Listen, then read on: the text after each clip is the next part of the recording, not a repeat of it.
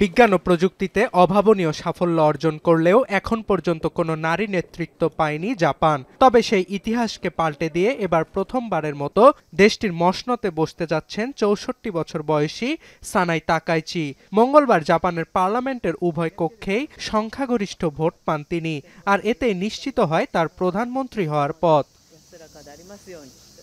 জাপানের নিম্নকক্ষে ৪৬৫ আইন প্রণেতার মধ্যে ২৩৩ জনের সমর্থন প্রয়োজন ছিল তাকাইচির। তবে ভোটাভুটিতে ২৩৭ আইন প্রণেতার সমর্থন পান তিনি। বিবিসি জানায়, মূলত নিম্নকক্ষে সংখ্যাগরিষ্ঠ ভোট পাওয়ায় সুগম হয় তাকাইচির প্রধানমন্ত্রী হওয়ার পথ। এরপর আসে উচ্চকক্ষের ফল। এতে ২৪৮-এর মধ্যে ১২৫ ভোট পান তাকাইচি। জেতার জন্য প্রয়োজন ছিল ১২৪ ভোট। জাপানের সংবিধান অনুযায়ী প্রধানমন্ত্রী নির্বাচিত হতে পার্লামেন্টের উভয় কক্ষের সমর্থনের প্রয়োজন হয়। যেহেতু উভয় কক্ষেই সমর্থন নিশ্চিত করেছেন তাকাইচি, দ্রুতই সরকার গঠন করবেন তিনি। এর আগে পার্লামেন্টের উভয় কক্ষে সংখ্যাগরিষ্ঠতা হারানোর পর সেপ্টেম্বরে পদত্যাগ করেন দেশটির প্রধানমন্ত্রী শিগেরু ইশিবা। এরপর জাপানের ক্ষমতাসীন লিবারেল ডেমোক্রেটিক পার্টি তাদের দলীয় প্রধান হিসেবে ভোটাভুটিতে বেছে নেন সানাই তাকাইচিকে।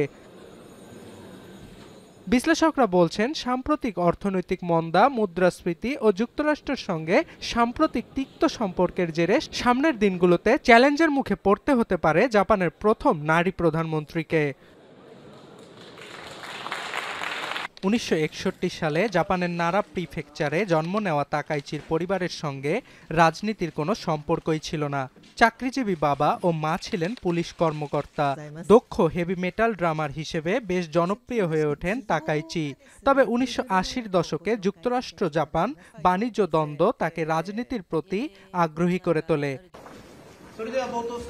১৯৯৬ সালে প্রথমবারের মতো লিবারেল ডেমোক্রেটিক পার্টি থেকে সংসদ সদস্য নির্বাচিত হন তাকাইচি। এরপর ১০ বার জাপানের এমপি নির্বাচিত হন তিনি। দলের যে কোনো প্রতিকূল পরিস্থিতিতে তার বলিষ্ঠ ভূমিকার কারণে তিনি আয়রন লেডি হিসেবেও পরিচিত। দেশটির প্রয়াত প্রধানমন্ত্রী শিনজো অ্যাবে ও প্রাক্তন প্রধানমন্ত্রী ফুমিও কিসিন্দা সরকারের মন্ত্রিসভার সদস্যও ছিলেন তাকাইচি। এর আগে দুইবার ক্ষমতাসীন লিবারেল ডেমোক্রেটিক পার্টির হয়ে প্রধানমন্ত্রী পদের জন্য লড়েছেন এলডিপির এই নেত্রী। অর্ণব প্রসাদ, এখন বিশ্ব।